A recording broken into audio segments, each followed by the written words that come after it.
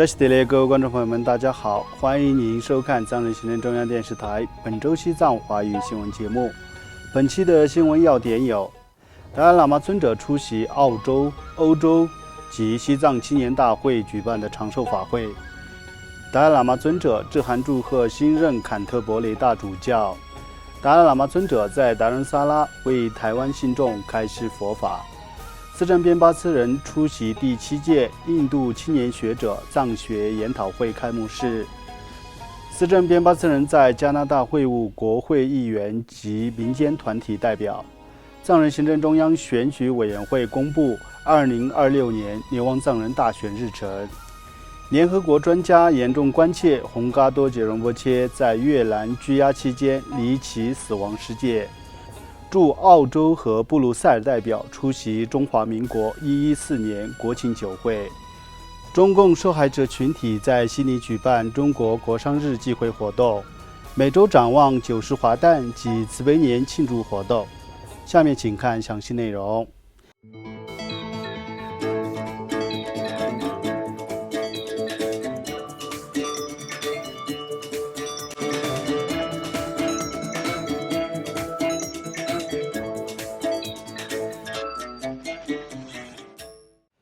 西藏精神领袖第14世达赖喇嘛尊者于本周三10月8号上午，在印度北部达仁萨拉的大乘法院出席了由澳洲全国藏人协会、欧洲藏人社区以及西藏青年大会联合举办的长寿法会。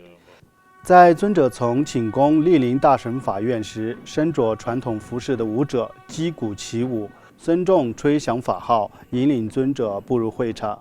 随后，主法上师桑多荣波切、琅杰寺和上密院主持中托荣波切和觉囊派法王加查荣波切等僧众，以无量寿佛为本尊，修持照景五方空心母，向尊者献供长寿仪轨。在桑东荣波切与长寿法会主办代表们共同奉上曼陀罗及代表佛陀身与意的曼扎三宝，虔诚祈请尊者长久住世后，主办团体的成员随后依次进入主殿，献上佛像、僧衣等贡品，并领受尊者的加持。在法会召开前后，前来参加长寿法会的欧洲藏人社区成员相续拜会了西藏人民议会议长堪布索南丹培和副议长卓玛次仁，以及藏人行政中央司政边巴次仁。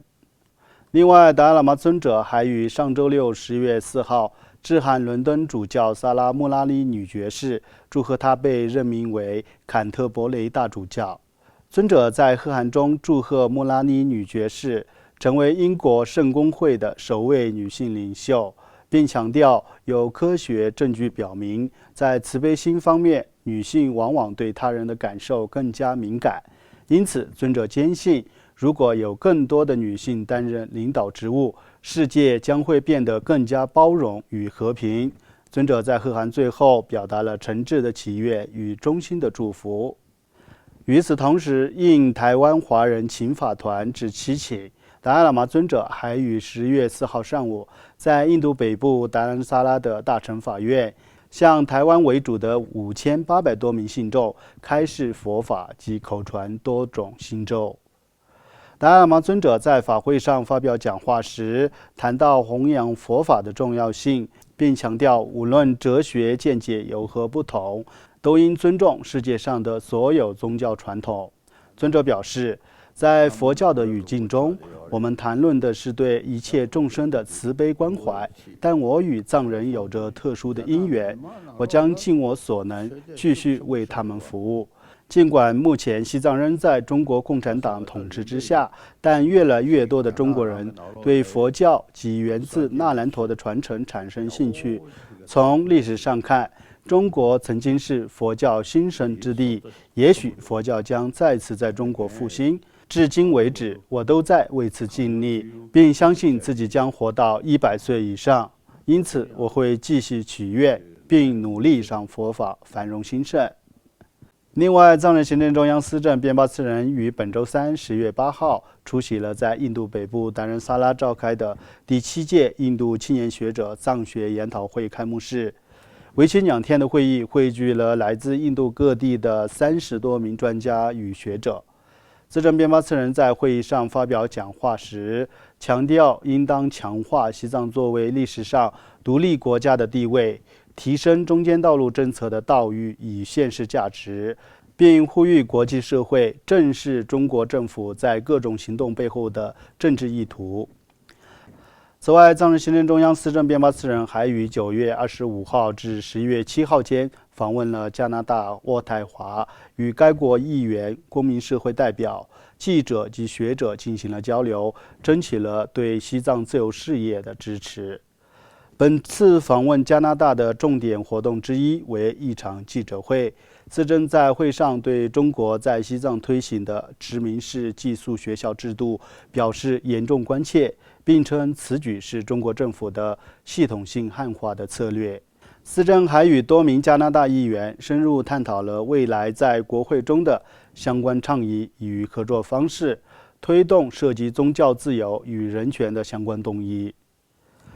另外，藏人行政中央选举委员会于本周二11月7号上午召开记者会，正式宣布即将举行的2025至2026年司政及第18届西藏人民议会议员选举日程。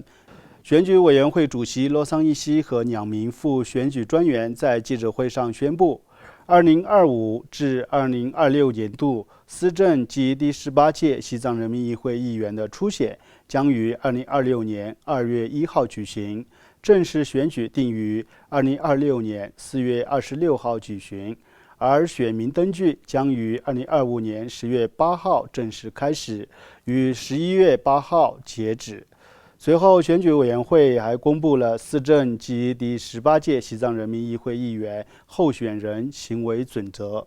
选举委员会郑重承诺，将以自由、公正、包容与和平的方式举办此次选举，并强调2026年度流亡藏人选举官方口号为“我是藏人，我为西藏投票”，象征藏人的团结与力量。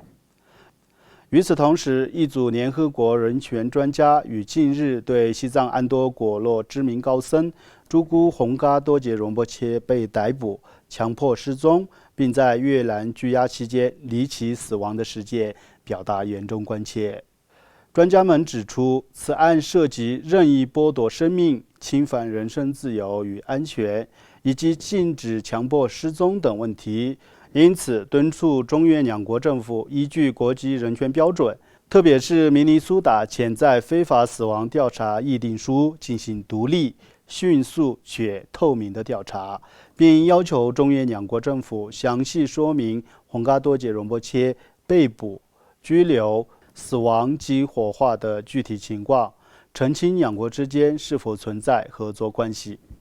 据悉，珠姑洪嘎多杰荣波切于2024年8月被中国当局在青海拘押，指控他拒绝为中国指定的班禅喇嘛举办欢迎活动及继续追随达赖喇嘛尊者。获释后，他于2024年9月前往越南。2025年3月25号，他在越南胡志明市被当地警方逮捕，当时在场人员包括中国官员。4天后，越南当局宣布他死于心脏病发作。荣波切的遗体于4月20号在未征得家属同意的情况下，在越南萨迦寺被火化，骨灰随后被送回西藏的寺院。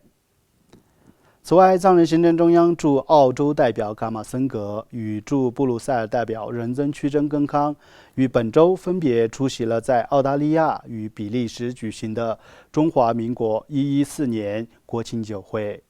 2名代表在活动上与台湾驻澳洲和比利时的代表及多名来宾进行了交流，进一步增进了西藏与各国外交使团之间的理解与关系。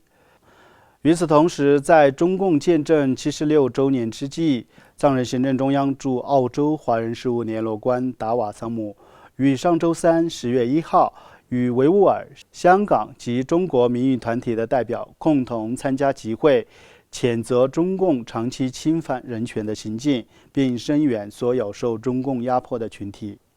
达瓦桑姆在活动上发言时提到，西藏被中共占领后的人权侵犯案例，包括中国安踏品牌旗下的始祖鸟和中国艺术家蔡国强于今年9月举办的臭名昭著的升龙烟火秀，强调该活动严重破坏了青藏高原的高山植被与野生动物栖息地。他还提及西藏青年歌手阿桑因演唱赞颂达赖喇嘛尊者的歌曲而被捕，